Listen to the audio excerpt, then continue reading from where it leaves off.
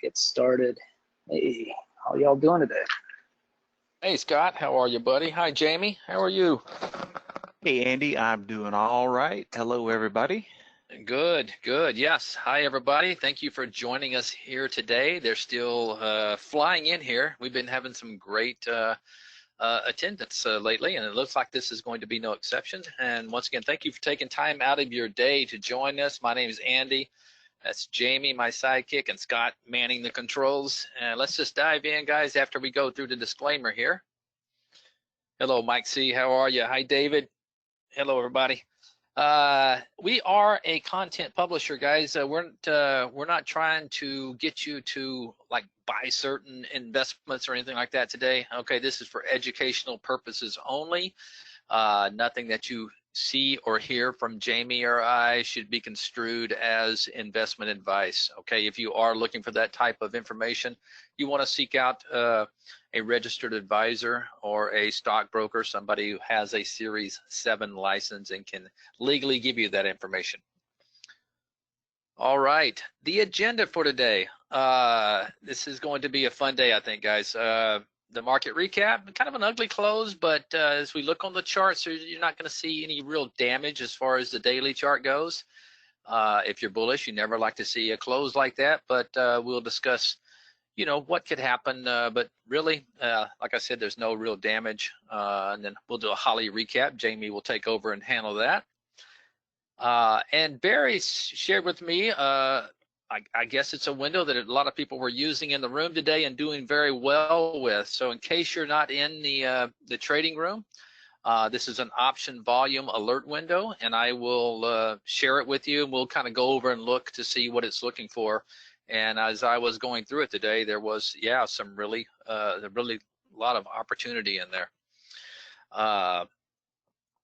All right, and then I'm going to talk a concept, something I invented called sway trading. Okay, Steve and I invented swing scalping way back in the day, and this is kind of a it's kind of a hybrid between day trading and swing scalping, if you will. So it's an interesting concept, and we'll go over it. And I'm actually going to do something that I probably haven't done in, oh gosh, about 15 years. I'm going to pull over some of my trades. Okay, now I'm not going to look at any of the values or anything like that. That's not important. That's all relative to different people. There's no anybody that shows you these crazy numbers. I always take that with a grain of salt. Okay, the important thing is just keep in mind trading is relative, and it's not so much the size of your account. Okay, it's the actual trades. Okay, it's the trading. It's the all the things that go into making a successful trader. So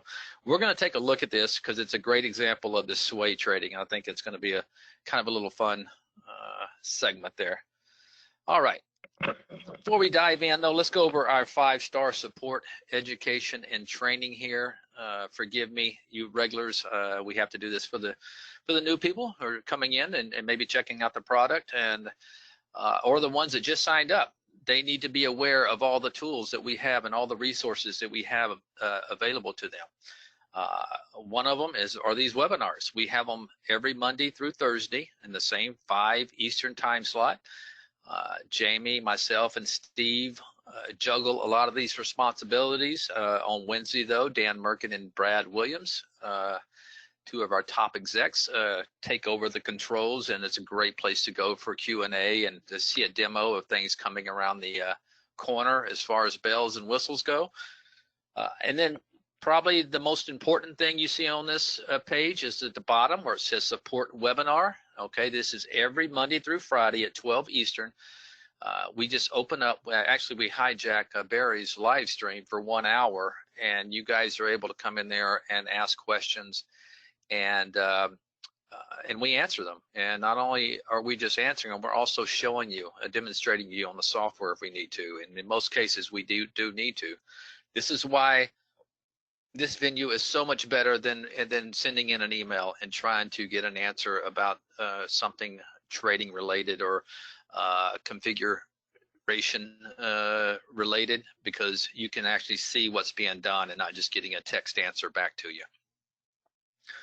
All right, I'm going to save that one. That's Scott's going to go over that on the close here, but after we're done. So, but let me just back out and pull up the old spies, and we will take a look at the market, see where we're at. And before I show you the daily, let's just take a quick look at the kind of ugly close we saw here in the last couple of hours. Okay, so gap up today, small gap up, nothing big. Tried to move higher and just kind of bled off kind of all afternoon and accelerated there a little bit on the close. But as we look to the daily, you're going to see there's not a whole lot of damage here. We didn't even take out, it looked bad, but we didn't even take out yesterday's low. So everything is still intact. And you can see here we have this upward sloping 10-period moving average creeping up under the price action.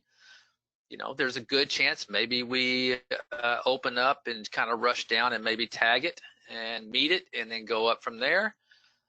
If we do break through that, okay, we're also kind of breaking a level right here, and there's a good chance we may come down and make contact with this 20-period moving average. And we are going into a weekend, so I guess anything could be on the table for tomorrow.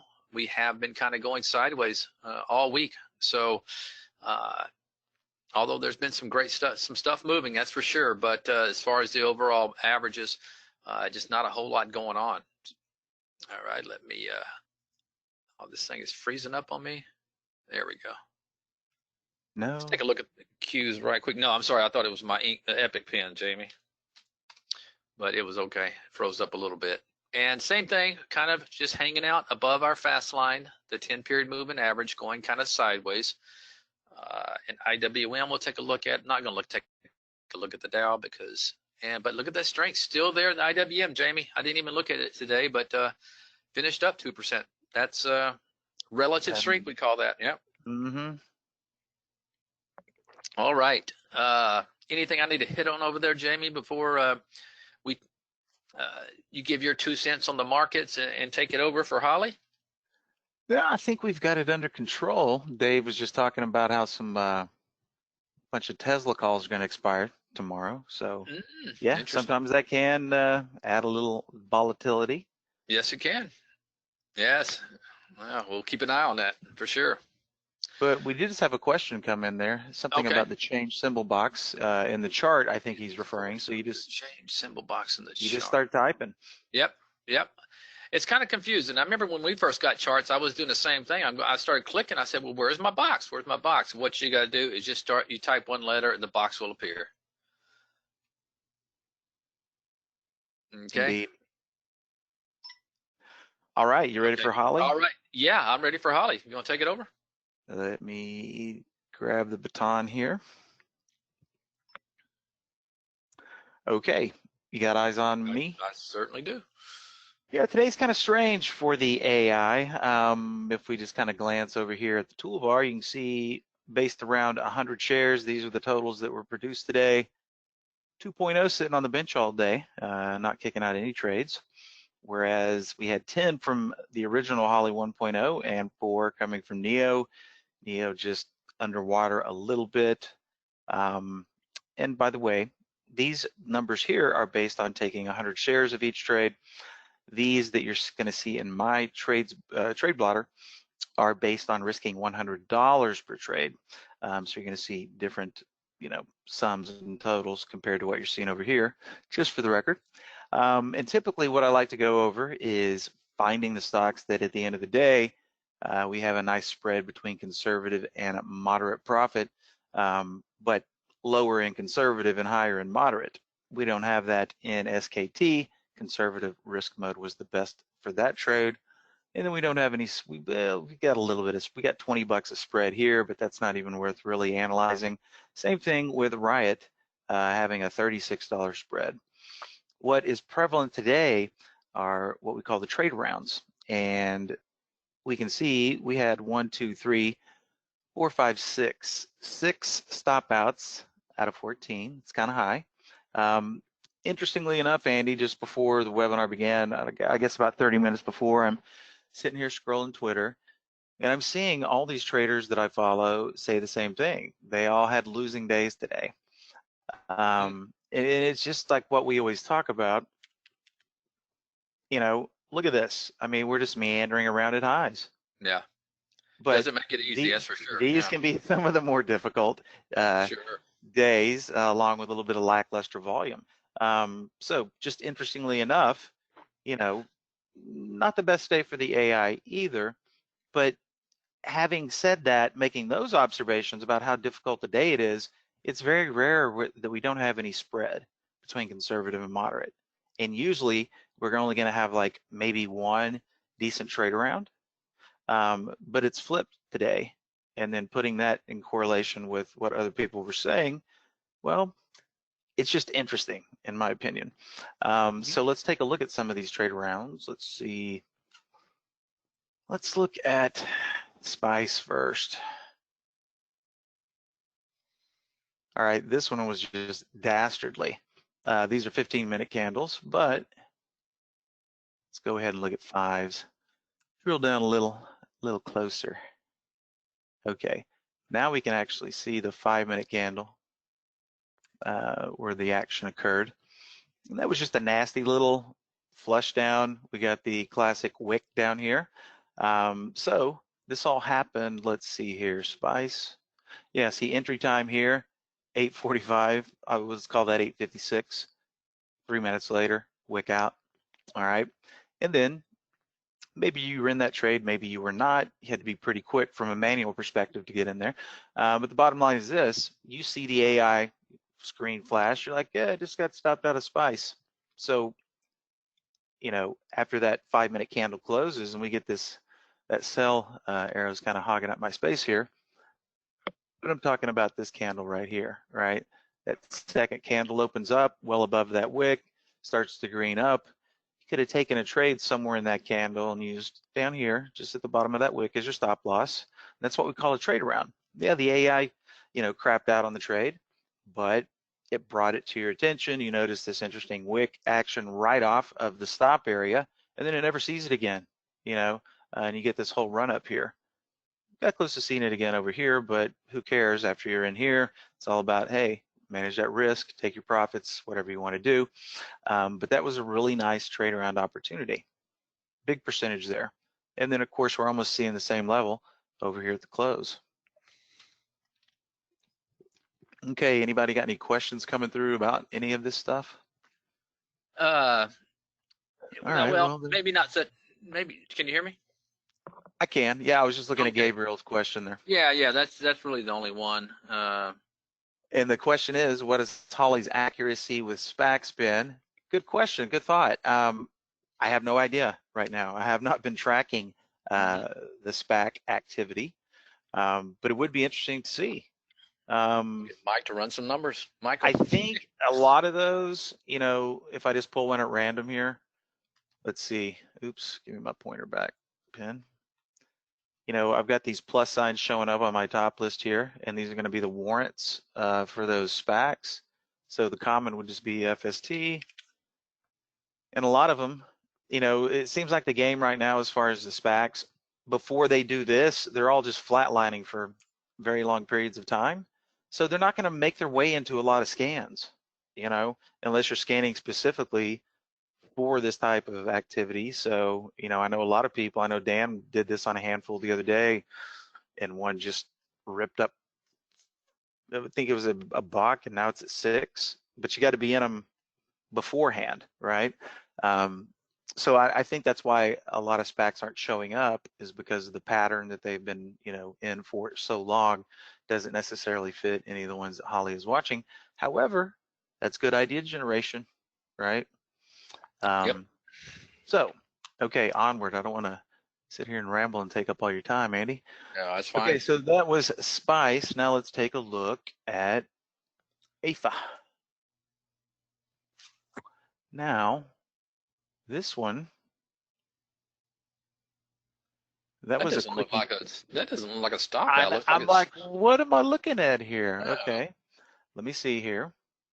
Oh, you know what? I looked at the wrong thing. It was a profit save. Okay, hey, my bad. No my problem. eyes played tricks on me there. ANAB. Okay. Nope, that was also a profit save. We did Spice. Okay, well, earlier my eyes were playing tricks on me. I thought that one was also. But let's take a look at this one. It's small LVS. Yeah, that's not a candidate. And this is good to point out, versus SPICE. What happened here? We bought it up here. Quickly we get stopped out. How did it act at that stop area? It didn't meander its way around for a while. It didn't bounce up and make a wick. It just kept on going down, right? Now, who's going to sit that? Number one, this is not the pattern you're looking for in a trade around. You want to see it ebbing and flowing or wicking right around that stop area to act as that, potential mini trap. So really, Yeah, the you only have to one on keep an eye on that one for a long time. yeah, the only one on the calendar that really did much of anything was the Spice. Okay. There you have it.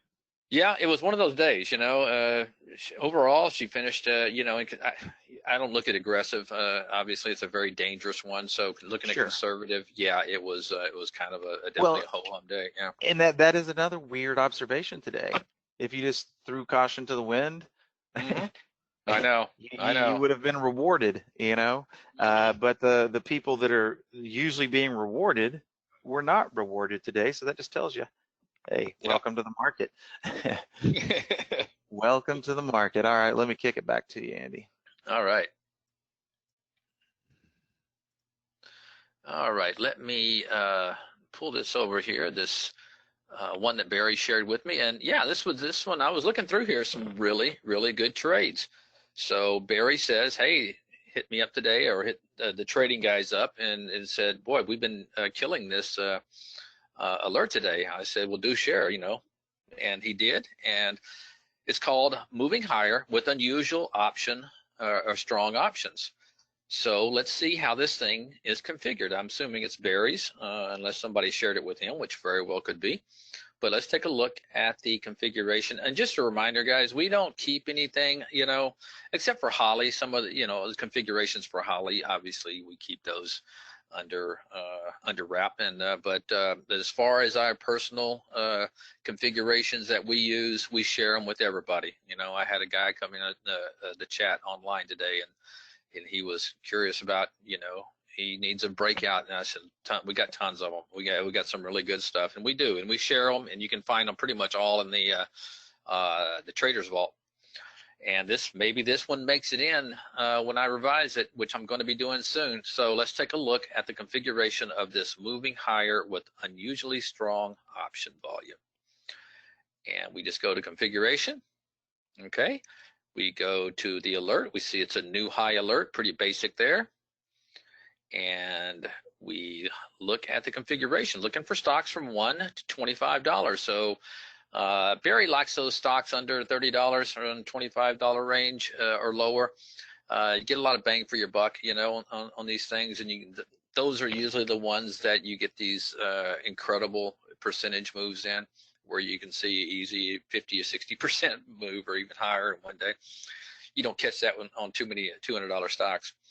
Relative volume, okay, it's got to be 3. So that's strong relative volume. Looking for stocks that are doing relative volume 3 or higher, since this is a minimum. Volume today, it's already had to have done 500,000 shares today, okay? So probably not one you're going to see too many. Well, I shouldn't say that. You probably catch them pretty early in the morning. But here's another kicker, count, 30. A lot of people don't like this, because so what that says is the count says when you have a minimum of 30, that means it has to hit 30 new highs before you're going to see the first one come through your alert. People may say, well, man, I'd really like to catch them sooner. I want to catch them before they move. The problem with that is very difficult. And we get people to come in all the day and they say, Andy, I don't want to chase these candles. I want to catch them before they break out. The problem is I can find those for you, but I'm going to find, for every one that I find, I'm going to find 10 that don't move and don't go anywhere. Exactly. The setup may be there, but until you get that momentum, it's not momentum. I used to say in TI University, momentum is not just big volume; it's price direction in one direction plus volume. So this, you're looking for momentum. Okay, option volume today 500%. Okay, let's click on our little show me button here. The option volume today is at least 500% of normal.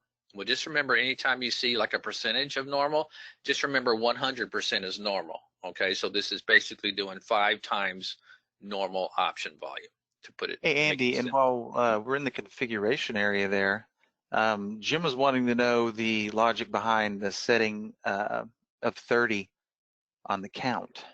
Right.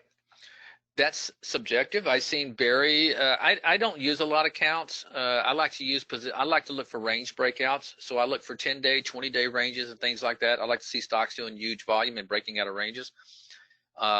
He likes to use this, and I've seen this for him be as high as like 50, 60, and it's like I said, it's subjective. You know, maybe you want to take this and only put 20 in there or 15. For some reason, Barry likes 30. And the wisdom is you have a lot of stocks that will hit 1 high, 2 high, maybe up to 10 highs, and then they fail. Okay.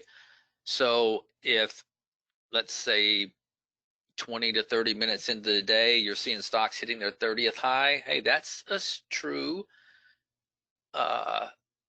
definition of strength. It's a definition of momentum. It's what it is. I used to tell people every day, this is like when I'm playing this extreme volume high-low pro, sometimes I won't even take a position until after 30 minutes. Because what I tell people, I says, man, if you have a stock after 30 minutes of trading that is still hitting a high and doing these astronomical 1 and 5 minute volume, all that's telling you is how strong the momentum is. And more than likely, it's not just day traders in this stock. Okay, there's some institution, there's some big money going into it, and more than likely, it's going to continue its momentum if it 30 minutes after the bell ring and it's still hitting highs and doing huge volume. Well, the same, you know, concept could be applied, I think, to this count of 30. Okay, so just a way to show a stock is really doing some good momentum.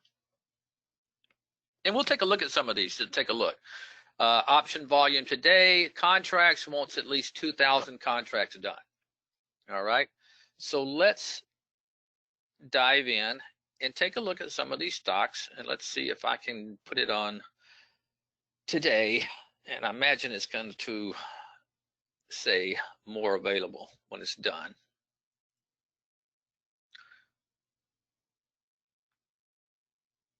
Still loading. That's kind of unusual. Get the whip to those hamsters, Jamie. They're getting tired. Yeah, they're old. Yeah. They're old. Well, while it's still loading, let's go ahead and take a look. I'm not sure why I'm not getting the more available, or why it's not finished yet. That's crazy. But here's a great example. Okay, this is 8:53. Just like I said, almost 30 minutes into the morning. I'm on Central Time. Market opens here at 8:30. So 25 minutes. This thing is still doing big volume, and it's finally hitting this count is actually 52. I'm not sure why it didn't say stop and say more available. I'm not sure what's going on there. This is a new dev version, so I may have to test that when I'm done here. But look at this. Went sideways for about 30 minutes after that, and then look at that continued momentum. It kept coming through. Okay, see what else we can find in here. LXRX. And look at this. Almost 2 hours after the market opened. Okay, boom. We get our first signal. I'm not sure why this. I don't know why it's not. This actually came through earlier in the day because, let me try something. Let me do more available right now and see what happens. No, I'm not getting not sure what's going on here. I'll have to look into it. But nonetheless, we can just look at some of these charts, guys, and see, you know, what happened. This one pretty much all day long. I'm sure it was coming through earlier as well, because it's not showing the first count here until about, and look at these counts, guys. It goes all the way up to like 500-600. So you're not worried about missing the first 29. Trust me, when they have this kind of momentum behind it. And I'm sorry I'm not being able to pull up earlier stuff, but ORBC probably came out earlier. This definitely kind of petered out, and you can see why it ran into resistance. There's our red line resistance level. There's Navi again, LXRX. see what this RBAC. Now this one was up really quick. Something happened there. Some news came in midday, and you got some huge volume. It's weird. Hey, Andy, do me a favor real quick. Go back to that LXRX chart. Okay, yeah, so Jim was asking about the red line, and that's because of the alert that's being used, correct? Correct. It's the new high. Yep, the So red it's gonna line is your resistance, yeah. Right, it's going to mark out that short-term level of resistance for you. Right, right. Now, if I went higher here, let's go higher, see if we can get above around 820 level, and you should see it move higher. Let's take a look. And it did, it creeped higher. So there's a lot of little levels of resistance. See, it just kind of keeps creeping higher. It's pointing out the levels of resistance there. See if I can. Yep, there went higher. So there was obviously, if I go back on my chart here, you're going to see probably some, then there you have it. There's a lot of congestion going back over here. It looks at the next high. It looks at the next high, and that's what you're seeing there, Jim. But nonetheless, I'm going to move on because I definitely want to show you the next stuff here. And there are some questions coming in, but let me go ahead and share this. Let me put this on real time. All right. And I am going to save and share this. And I'm going to drop it into the chat window, guys. Just look for, I'm just going to put highs options. And there you have it. Those who did not maybe get that from Barry's room, you have access to that now. And so maybe make it part of your arsenal. And let me move on to this kind of fun segment here. All right. So what did I do with that? I kind of made a Word doc here. There we go. All right. So what am I talking? It's kind of a goofy name, sway trading, but I got the idea because I noticed a lot of times I'm not day trading unless the market dictates it. You know, I'm kind of swing trading, but I'm ebbing and flowing with price action. And what that means, and when I go back and we look at the chart for the SPYs in December, it's going to make more sense to you of why I'm doing this, and you know how it can be very profitable. So sway trading, it's like a hybrid between day trading and swing scalping. In other words, in swing scalp, I'm looking for a setup, and I'm looking for an explosive move to where I can possibly make maybe 10, 15, 20% on that move and get out in 3 to 5 days. Sway trading, I'm not so much looking for that move. I'm just finding myself a good entry. And then, like I say, I'm just kind of ebbing and flowing with the market. And if I don't, and letting the market dictate, you know, how long I stay in the trade, with the idea that I like the chart, okay, and there's a good chance I'm going to get back in it at some point, okay, but I'm not going to let it eat up my capital, and I'm not going to risk any gains, even if it's only, you know, 2 or 3% or less. Like I said, I'm letting the market dictate it. This is a great if you have a small account. Okay, let's say you have a small account less than $25,000 and you want to build up that account. Well, this is a way that you can do it by not tying up a lot of your capital, right? If you're investing or doing longer term swing trades, you know, you may take a position of $5,000 and you may be in that thing for 3 to 5 weeks. Well, it's eating up your capital. And whereas, you know, if you just taking these quick pops, making 5% here, making, you know, 10%, you know, and just taking little pops here and there, anytime you sell, you're preserving that capital so you can go and put it into another trade or something like that. So, and it'll make more sense once I show you what I'm doing over here. So the pros of this is it's less risky because you're ebbing and flowing with the market. Okay, you get a nice gain, right?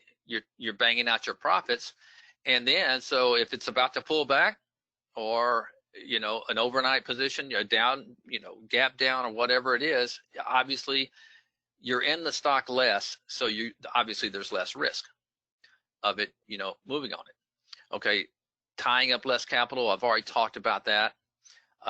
This method, you can build up an account pretty quickly. And when I show you what I'm talking about and you see, it's going to make more sense to you. Okay. You're avoiding HFT. Okay. So you're not day trading. Okay. So you're not going to get tied up in that, 10 to 20 cent stop and things like that. You're taking a position, maybe based on 1% or, 2%, whatever you decide. That's subjective. And you're avoiding emotional stops, okay? And once again, I think a lot of this stuff's going to make sense once we start dissecting what I've done. Cons on this method is you may miss a big move. In other words, you may take that scalp with the intentions of getting back in, and then what happens is it just keeps going. It's high frequency trading. I'm sorry, I should have made it clear. You're not getting, you're avoiding the high frequency trading because you're not day trading. I really think more people should trade this way. I really do, because I know I day traded for 17 years. I know how hard it is. And I've seen what Jamie and I and Steve and Michael have done in this fund that we trade, and good Lord, yes, and we kind of do a little bit of this, but it's more swing trading. So cons, you might miss a big move because you're getting out. Sometimes you just get out because you have a nice gain. You're not expecting it to keep going. You might miss out on the gaps. Obviously the next day you get out or it gaps up on you. And picking re-entries can be difficult. Okay, the more seasoned you become, the more screen hours you become in studying price action, especially charts that you might trade a lot or stocks that you might trade a lot. You're going to start to learn that they have a personality, and you're going to get a good feel for how these things trade. And then also you're looking at the market as well. So let me pull this up. First, let's take a look at the SPYs. Okay, this is what I had to work with. Okay, most of this was done in December. And there are a couple of trades in January. And this is all the same stock. But look, this is what I had to work with in December. A lot of chop, a lot of nasty chop back and forth. Okay. So not only am I playing the price action in the stock that I'm trading, but I'm also trading the ebbs and flows in the market. So a lot of times when you see that I got out, you may scratch your head like, why did you get out there? Remember, I'm also playing the market too. Okay. There's so many variables that go into, how you're going to trade a stock or anything. So let me pull this over, and these are actual trades from my personal account. And of course and this is Smith & Wesson. So let's pull up SWBI. And the guns and the bullets have been high flyers as of late. Yeah. Well, what's one reason I know they're selling like hotcakes. And if you look on the daily, I started getting interested in this thing, right around here. I think, as a matter of fact, you're going to see my first position was on this green bar right here. Okay. Now that I've seen that we've seen that, it was kind of forming a base. It was holding up to this kind of congestion over here, very sloppy, but I just felt a move was coming. And a lot of that is just kind of, instincts along with, thousands of hours of screen time. So, but that's not the point. The point is how I traded this. Okay. And you're going to see here, and I've actually brought over a calculator. And what I'm going to do, like I said, position size is all relative, guys. So, you could be playing this with 100 shares. You could be doing it with 1,000 shares, or you could be doing it with 5,000 shares. Okay. In my example, I'm using 300 shares. Okay. So this is the way I traded this over this period right here. Okay. On December 4th, you can see I bought at 15.89, which is right there. Okay. Because I thought it was actually getting ready for a move. There's some nice little volume coming in, but I wasn't, obviously it's not a day trade. Okay. So because it didn't, it slopped around. That's okay. I was okay with that. Okay. Because I'm, my stop is probably down here below 1450. So I'm not too worried about this action. As a matter of fact, you can see I sat in this thing for 13 days. And then I got a move on the 17th obviously this day right here. No, it was 15th. I think oh yeah, I got to move on that day. Okay, I didn't sell on that day, but what I did is when it broke out right here and did not go and came back, I said, you know what? I don't have a lot in this, but that's okay. I'm going to pound out and take my profits. All right.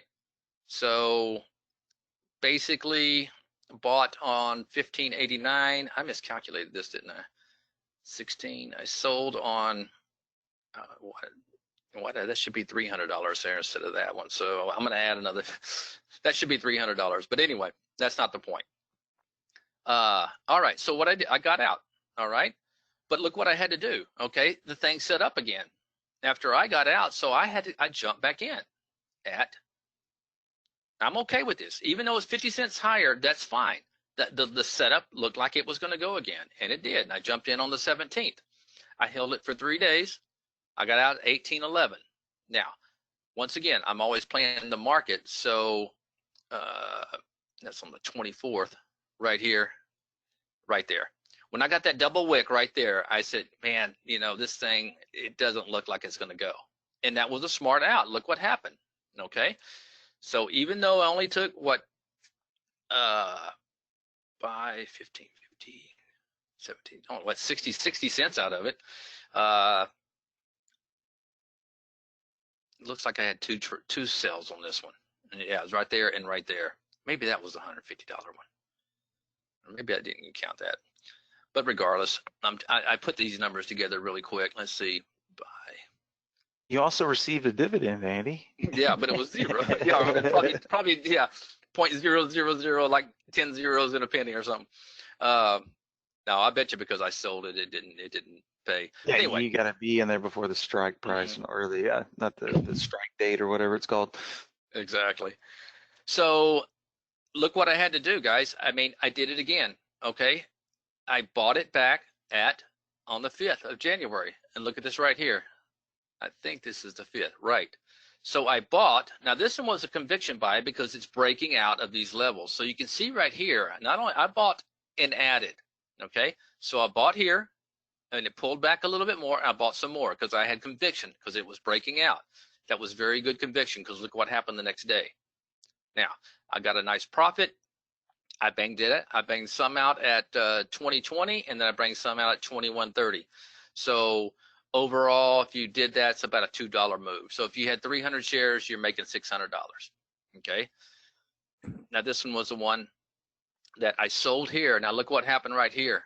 Because I sold, this thing was getting whacked on this day. Look where I picked this up at the very bottom down here. I bought it again at 1879, pretty much right on the 10-period moving average.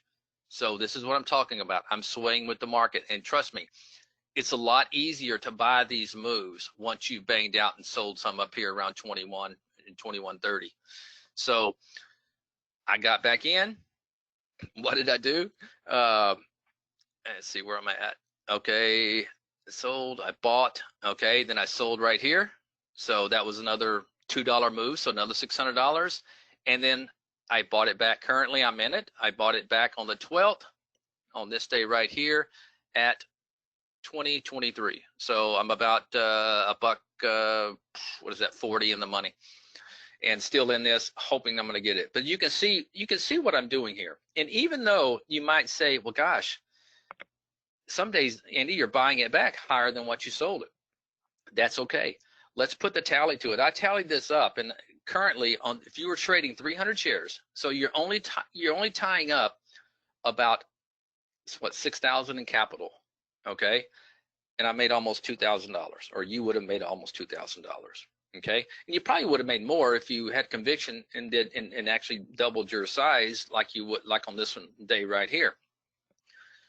And plus, I'm in it right now. So if you had 300 shares at this recent buy, you're up another, $400 or so. So really, you're talking possibly up $2,300 on this trade by sway trading. In other words, jumping in and out. Now, I don't have any. Now, some people would buy 300 shares down here and still be sitting in it. That is fine. And trust me, there's some stocks where I do that. Okay, I have more conviction. But when the market is slopping around like I did in December, and I'm getting these huge pullbacks, I love doing this style. And trust me, if you start watching a stock, you're going to get a feel for how it trades. And this could be a very it could be a very effective method for some people. If you have a small account, you can't day trade, or maybe you're in your 401k. I do this a lot in my 401k too, because they don't let you day trade in most 401ks. I think some do, but some don't. So you can sit here and jump in and out. It's kind of and like I said, you're trading the ebbs and flows. And what happens is, once you pound out a couple of good gains, the psychological part of it makes it so much easier to buy when it pulls back. I think I may have missed one right around in here somewhere. Maybe not. But you can see it. It's what I call sway trading. You're just kind of flowing with the market. Okay, you're taking your profits, you're banging out quick. You don't have a whole lot of conviction in the market or the trade. And if you do, you can always keep X amount of shares. In other words, like I did in NIO for a long time, I always maintained a base position, and I'd still do this.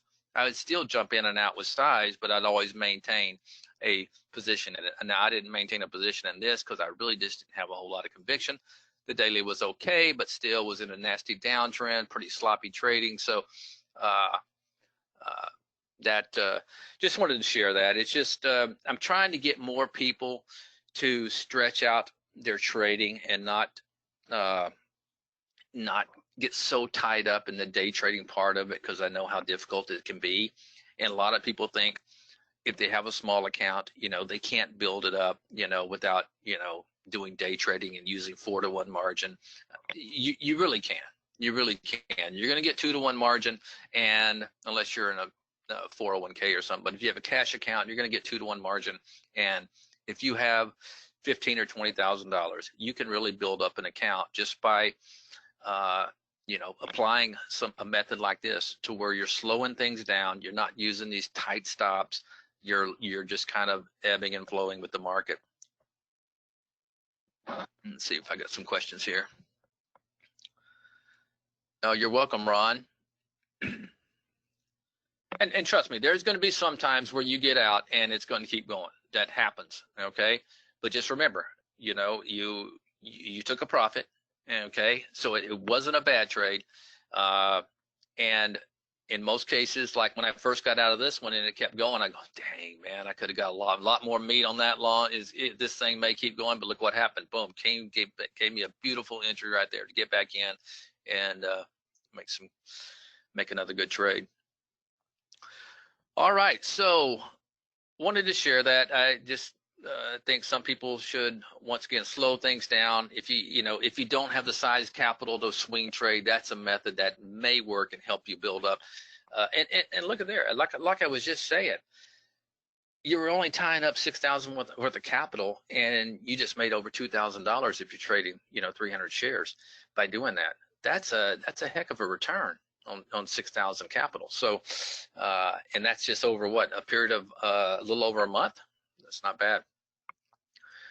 Yeah, the hard part is once you start recognizing setups and you get that initial move, and you bang out, and then, like I said, then it makes it a lot easier to get back in. Okay.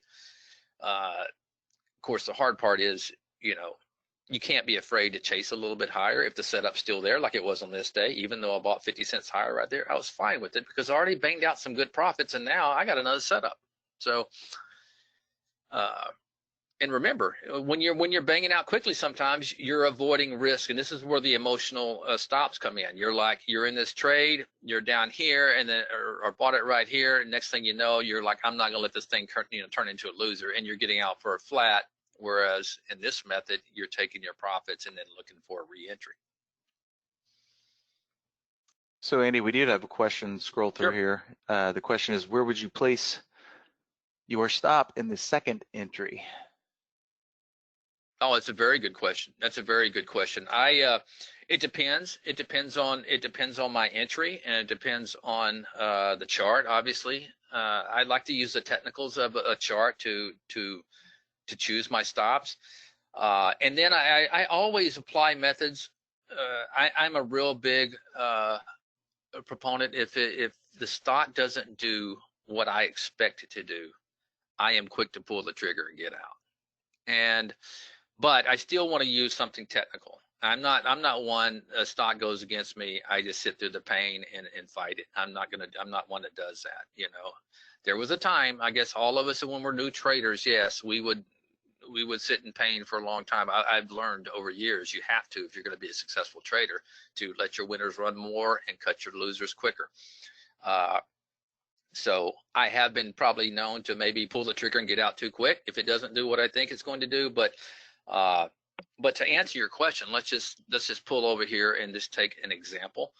All right, so let's say I banged it out right here. Let's say I re-entered on this 1750 right here. Okay, bought it a little bit higher, about almost 50 cents higher on the 21st, which would be right here. Okay, so if I'm looking at this chart and I'm buying it right here on the 21st at 1750, okay, because it looks like it's going to break out again, I really wouldn't want it, you know, when I say it does, if it doesn't do what I expect it to do, which is to go like it did the next day, I really wouldn't want it to go past that level. Now that doesn't mean, you know, I would use that stop, because we're only talking about 1692. See, that would be a too tight of a stop. But so I'd probably use it right here on the fast line. If it closed below this fast line, I'd probably be out. So around 1650, so a buck right there on that trade. But you're going to learn, you're going to get a feel, you know, for price action and ways different stocks trade. I mean, this is a typical pattern when you get a move and then you go sideways, okay, and then it looked like it was going to take out highs here, and it actually tickled it right there, and it did, and then we had a little fall through the next day. So that's a pattern where you go up and then go sideways and go higher again. Now, I did sell on this day right here. I'm glad I did, because that was just a warning sign to me. And remember, the stock, the market was, once again, we go back to the spies in December. You know, the market was probably pulling down or doing something funky at the time, and I'm always playing the market as well. So stops are subjective, of course, to everybody, but if you're doing this method, they obviously got to be a little bit tighter than a normal swing trading stop would be, because you could always get back in. Okay, so let's say you got stopped out right here, you know, so you could got in once it reversed, and it's a little more active trading, obviously, than swing scalping, but far less active trading as day trading. Okay. So let's see, do you monitor the trade to exit, or you place stops? Good trade, good, very good question, Christo. What I like to do for stops is I set my price alerts, okay? So I'm in it right now, in the money, once again, $1.50, let's say, and let's say what I'll do is I'll set a price alert, and I say, well, if it breaks back down through this low right here, I'm probably gonna get out, because that would probably be, that would be close to a flat if it breaks that level right there.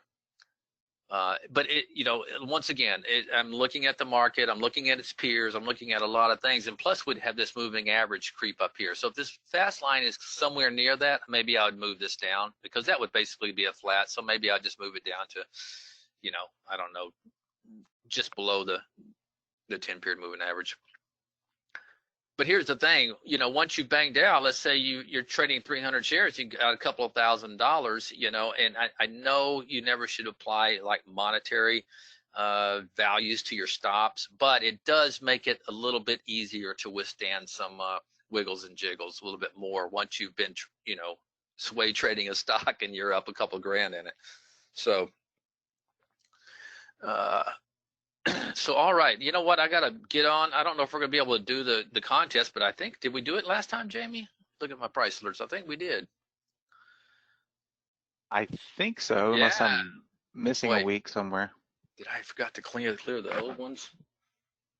Let me do the created column here.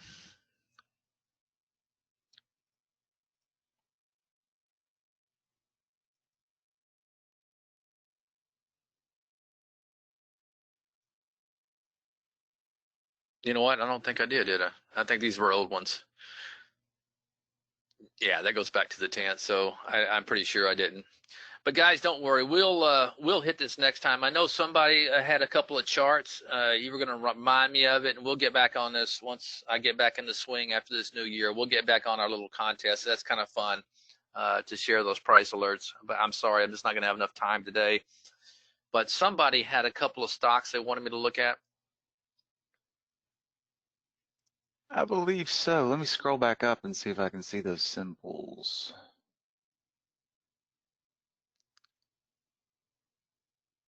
I think CPSH was one of them from Yassine. Okay. And Ron, are you talking about the MACD as a filter or on the charts?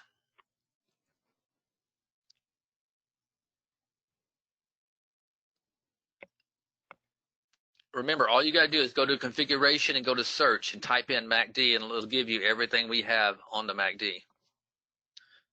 If you're talking about the charts, it will be coming soon. Okay, I'm on a dev version, and if I go to indicators here, you're going to see a lot more on my dev version. Okay, one of them is going to be a MACD line. This will probably be given to you guys in the next version. Okay, we're testing it right now. And let me get to, what was that symbol again, Jamie? Yeah, we had a couple of them. CPSH is the first one. CPSH. Very strong, nice volume. I don't know if you're in it. It's not something me particularly like to chase after it's gone from $3 to $10. If I'm in it, obviously I would have taken some profits, you know, right now. And then you've gotten a long ways away from your 10-period moving average. If I were hanging on to it, I would not want to see a bar reversal. In other words, if it tomorrow takes out this low of today, I would probably go ahead and secure my profits. Maybe one of those ones where I look for a re-entry if it comes back down to this 10-period moving average. And also Sun W. Yeah. Gosh dang it, I missed that when I was gonna play that, but I don't know what I got. Same thing with the Sun W. You know, there's been a lot of interest in these kind of alternative energy stocks, electrical batteries and equipment and things like that have definitely been in play. A lot of the trade of the weeks have been these EV plays, and yeah, that's very powerful. Once again, not something I chase, something I would like to have gotten in right here. Maybe right here once it pulled back for 3 days and it took out that high. It's a very powerful chart right there. Now, you know, if I'm in it, once again, I'd probably use maybe a bar reversal. I don't know if you're, you know, your time frame may be a lot longer, you know, than mine. But you know, me, anything that doubles or way over a double, you got over 100% gains in this. You know, you gotta, you know, if you're an investor, that's one thing. But if you're a trader, you know, I'm looking to take profits if it does a bar, anytime it does the next bar reversal. What about CGC? Yes, those were strong today, and I missed it today. Thought that was a very good opportunity. That's where I'd like to catch them. You know, that break above these top of these wicks right here would have been a beautiful little trade today. That was gap and go. So this one I'd probably have to put on a weekly. And see where I got to go. And this is what I would do. You know, take a look. Maybe it's going to run into resistance right there. If it gets there tomorrow, you got a little bit of resistance there on the weekly for sure, right around the 3650 level. So could be a possible target, and looking good. I mean, some nice volume breaking out. I noticed TRLY was doing the same thing. So once again, same thing applies as that other momentums I told you about. You know, you just kind of want the moving average to keep forcing that price action. This is one where you might want to use that moving average if it breaks below it, that 10-period moving average, you get out. Bongo. And that one, I'd like to see, typically when they break out of a high like that, I like to see them hold it. Okay, it didn't put in a kind of what we call a topping wick. Doesn't mean that it can't continue the momentum, but usually I like to see it, it's come a long ways, guys, down from 50 cents to $7. That's huge. People obviously can't help taking profits when you get that kind of gains. So I'll watch it and see what happens when this 10-period moving average maybe reaches up to it, but definitely a powerful momentum stock there. It looks like it's some sort of biotech maybe, so be careful, always be careful with those. A lot of them are, still working on the product and don't have a lot of revenue. See, revenue is only 7 million, so not a lot of it's probably on the come, we say. Okay, thank you for aiming that. Yeah, we're out of time, guys. I got to bring Scott in here. I think I got them all. So, hey, thanks for your great attendance and good questions. And we'll bring Scott in here to walk us out. And you guys have a great weekend if I don't see you tomorrow in the support session.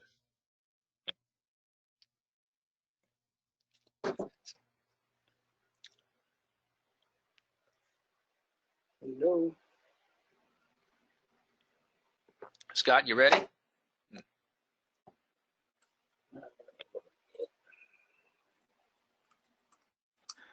Might be having, there you are. Hello.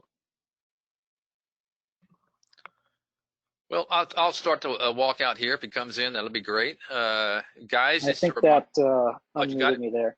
Yeah. Okay, we got you. Problem with my infrastructure here. Okay, we got you loud and clear. Right. All right, cool. So on the way out, make sure you guys attend our daily support sessions during trading hours. They start at 12 noon Eastern, 9 Pacific. Just tune into our YouTube channel. The quick way to get there is to go to trade-ideas.com/live. That'll take you directly to where those sessions happen. You can open up the chat and ask questions, ask for demonstrations. There's a book on earnings. Go ahead and grab that. It's free, trade-ideas.com/earnings. It has some great strategies to take advantage of earnings seasons, and has some cloud links that you can add to your layout directly from the PDF download. Go ahead and search for Trade Ideas Podcast wherever you listen to your pods. We've got a new episode coming out tomorrow or Monday, and it's going to be very interesting. So just go ahead and search for Trade Ideas Podcast wherever you listen to your pods. You can listen to a previous interview episode while you're waiting for the new one to appear in your feed. And there's a code, Holly New Year, 15% off your first month or year of any Trade Ideas subscription or upgrade. So feel free to grab that code, use it before the end of the month, and save on a new subscription or upgrade. You can find Jamie on Twitter at Quantbot, or Steve Gomez is at Today Trader. You can also find us at Trade Ideas. Trade Ideas Pro is the Facebook handle to find and like and share with all your friends. And if you have any questions, email us info@trade-ideas.com. Goes into the help desk software, gets you the help you deserve as quickly as possible. And the recording of this will be up later on tonight or tomorrow. So stay tuned for an update about that to your email tomorrow. And thanks, Andy. Thanks, Jamie. Have a good one. Thanks, everybody. I'll see some of you guys tomorrow in the support session. Bye-bye.